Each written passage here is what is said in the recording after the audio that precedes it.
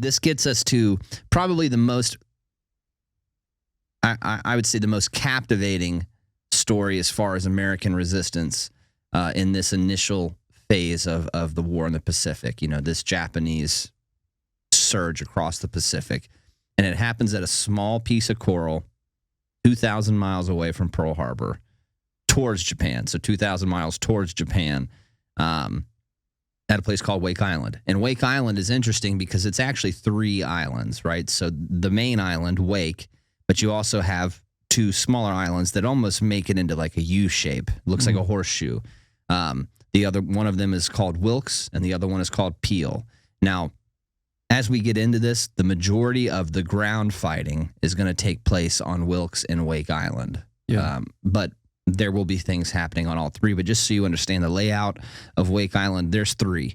And I might end up mentioning Wilkes or Peel or something in this process. So just so you know, I'm still talking about the Wake Island fight. But Wake Island is one of those things that even before the war, long before the war, people in the U.S. government and U.S. military knew that we needed to be doing something to prepare Wake Island for war with Japan because it's a vital piece of rock. It's very strategically positioned, smack dab in the middle of the Pacific Ocean. I mean, I don't know if you can get much more in the middle of the Pacific Ocean between Hawaii and Japan, you know? It's a good pit stop there. And it's big enough to have an airfield on it. You know, it's got this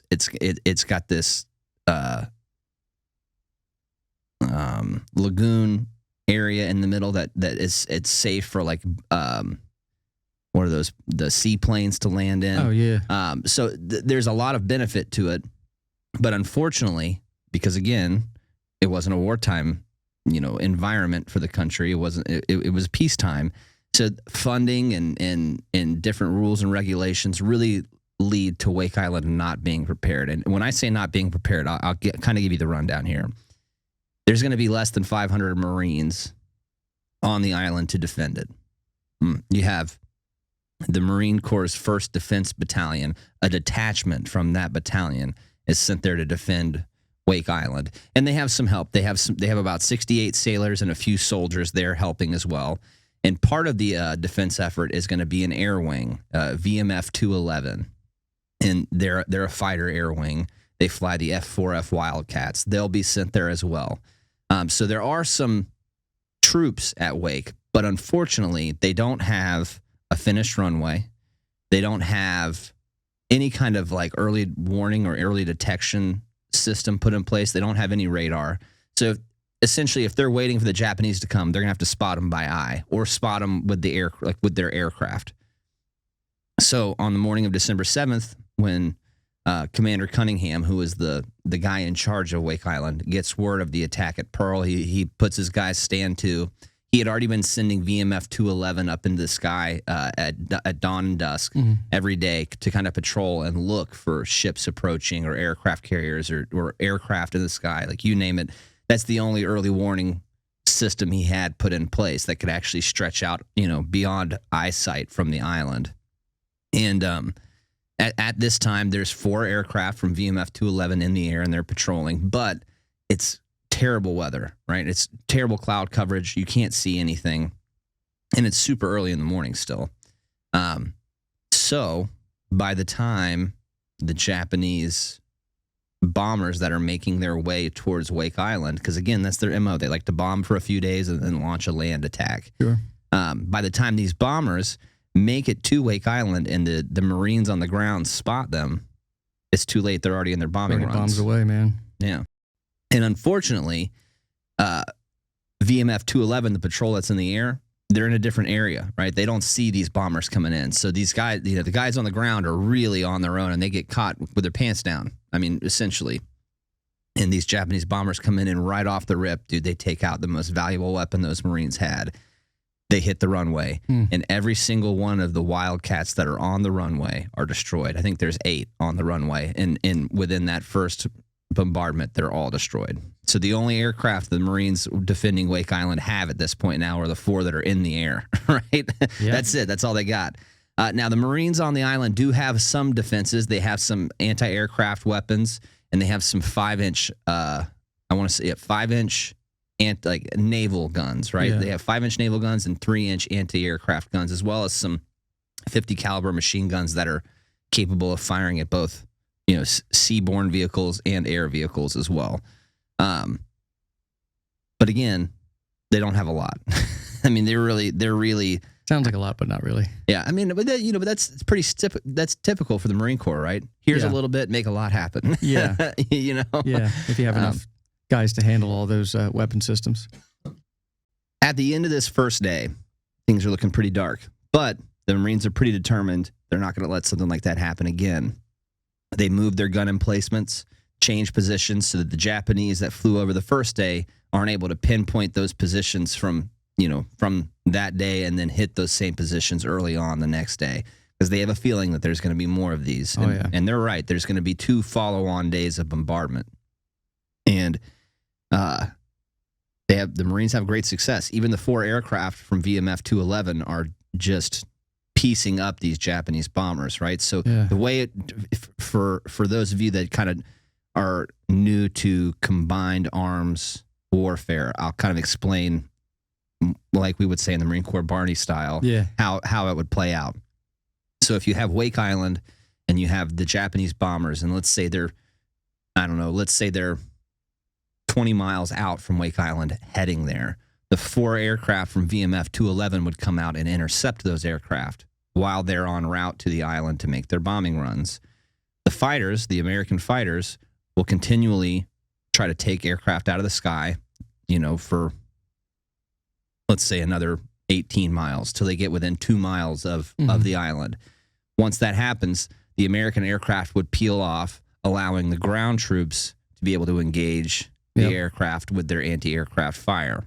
And that's really simplified, but that's kind of how combined warfare will work. You're not going to have your own friendly planes flying around the sky while you're just shooting flak. That's a great description. That's not how it's going to play out. But that being said, over the course of these next 2 days, the Marines are able to take out quite a few of these bombers and have some success. Well, on the 3rd day, the Japanese fleet that's going to make an amphibious assault on the island arrives. And there's going to be 450 essentially Japanese Marines. It's the equivalent of what our Marine Corps is, but in the Imperial Japanese Army. Are gonna be the ones that hit the beach and try to assault through the island. Unfortunately, though, they did not. They underestimated the resolve of the Marines on the island and their capabilities. Mm-hmm. Like I had mentioned before, they have these 5-inch naval guns, these coastal guns, that they're going to be able to engage these ships with.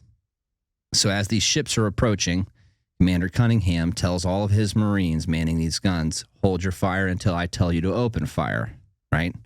So the Japanese fleet, this invasion task force is coming in, and as soon as they approach the island from the south.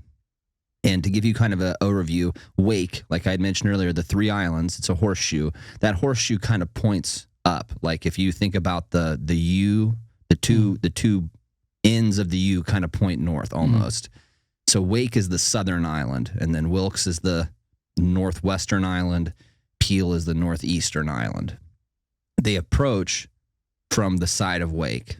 And as they get within, I don't want to misspeak here, but it's something like, I want to say it's something like 2 miles of shore. Yeah, something like 2 to 4. They turn to their left, heading west, and they run parallel to Wake, and then kind of north towards Wilkes Island. They make like a run all the way up the edge of the 2 islands there, and they just start bombarding the everything. They bombard everything. I mean, they're hitting barracks. They're hitting what they think are gun emplacements, raking this island with artillery from a naval ship, right? Which is big booms. Take cover. But the Marines don't return fire.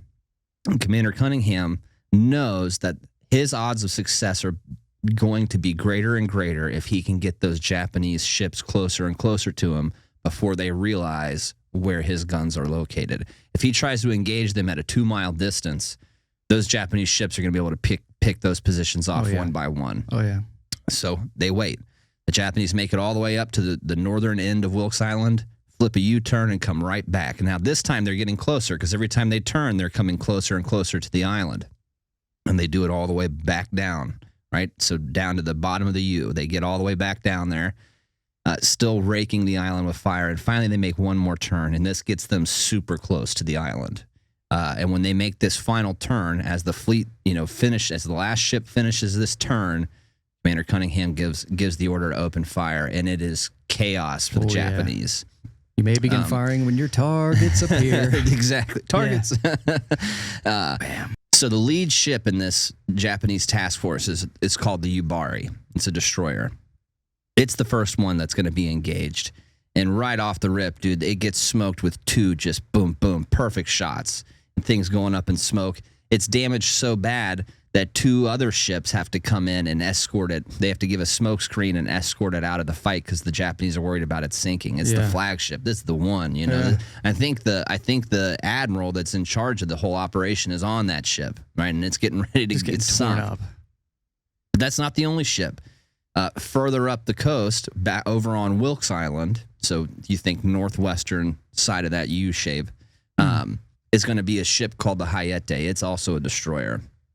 And as it's approaching, it gets smoked with 2 rounds as well. And the interesting thing about the 5-inch guns that are firing on the Hayate is they don't have their sight system, right? They don't have like their elevation and windage sight system. So they're like free. They're like Kentucky windaging this thing, man.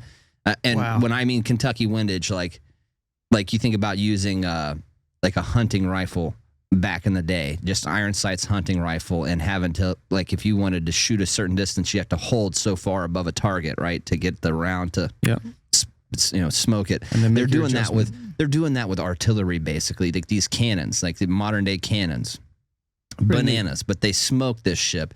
They hit it so effectively that it blows up, splits in half, and sinks within, I don't want to exaggerate. The way they talk about it, it makes it sound like within seconds. Yeah. But most likely, probably within 2 minutes, this thing is under the water. From the time it gets hit to the time it's under the water. It's so fast, only one person from the Hayate's crew survives and is fished out of the water. One. Wow. And that's not the only time something like that's going to happen today. Another ship called the Kisaragi is also going to be struck by rounds and severely damaged. It's smoking as well when it turns to make its way back out to sea. So within a very short window of time, one ship has been sunk. It's the first Japanese destroyer to be sunk in the war, and not just our war, the war the Japanese have already been fighting up to this point. The first one's been sunk, and it's been sunk bad. Yes. Like one survivor, that's bad. That's very bad. 2 more are severely damaged and might not make it back to where they launched from. And on top of that, the fight's not over, right? So the Japanese admiral, he says, "Let's get out of here. We're not losing any more ships to this." Pulls off, starts sailing back to where they had launched from, and then VMF 211 and their 4 remaining Wildcats decide they want to get some of the action. And over the course of the next 5 hours, dude, this is what's crazy. 5 hours of this, they would fly out, find those ships, make nosedive bombing runs on them, drop their 2 100-pound bombs, expend all their machine gun ammunition, then fly back to Wake, land, rearm, refuel, take back off, and go bring the fight to them again. For 5 hours, they did this. Now, in this process, Captain Henry Elrod, who is one of the pilots flying one of these Wildcats in VMF 211, he will become a little bit of a legend. He will earn a Medal of Honor for his actions, for actions that takes place in what I'm getting ready to talk about, and in future actions on Wake Island. They kind of roll it all into one. Okay. But he becomes the first guy to sink an enemy ship with small caliber ordnance. So like 100-pound bomb from an aircraft, right? A fighter aircraft. Basically, he's the first one to nosedive a destroyer and sink it. That's cool. Which is really cool. It's really cool. Set the standard. That ship, the Kisaragi, the last one I talked about that had gotten damaged before pulling away from Wake Island, he nosedives on this thing, drops his 2 100-pound bombs, and it sinks within a matter of seconds, and nobody survives. So that's 2 ships. They've lost their entire crews just like that. Wow. He'll end up, I mentioned he'll end up getting the Medal of Honor for this and other actions in the Wake Island campaign. But what I think is even cooler, he lives on in Marine Corps history as a legend as Hammerin' Hank Elrod. Hammerin' Hank. Hammerin' Hank is that's a cool name, man. Just dropped a hammer on him. He did, dude, and he doesn't let up. Don't let him go. Don't let him go.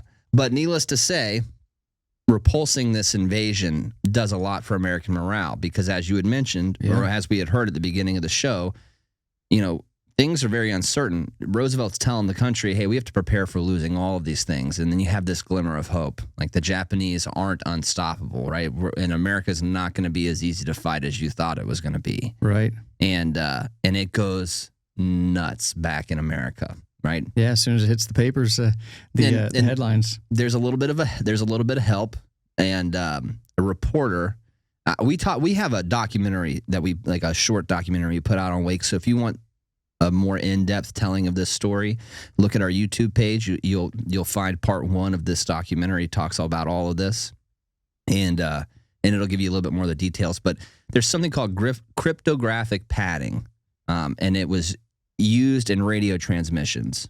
And kind of the way that I gather they would use it is they would use nonsensical phrases and then tie in what they actually wanted to say, and then use another nonsensical phrase so that it doesn't make any sense to a listening ear, right? Mm.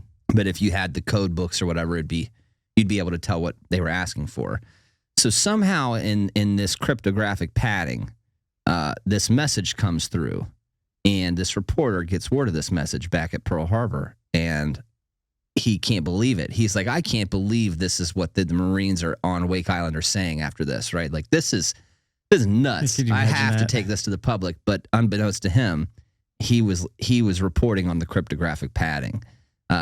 So it's not really what the commander was saying back, Commander Cunningham was saying back on Wake Island. It was just the padding he was using. But still a legend was born, and America took it and ran with it. But the term was, when asked what they needed, what the guys on Wake Island needed, the response was, send more Japs. Yeah, that's which amazing. Is so gangster. Yeah. It's so gangster. They repelled the assault. They repelled a naval assault.